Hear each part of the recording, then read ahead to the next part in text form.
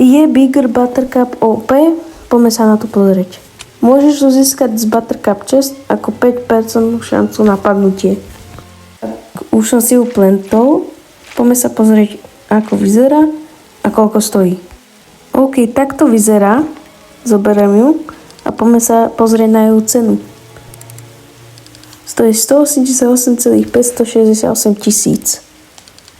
Teraz ju znovu plentnem a dám na to sprinkler metódu.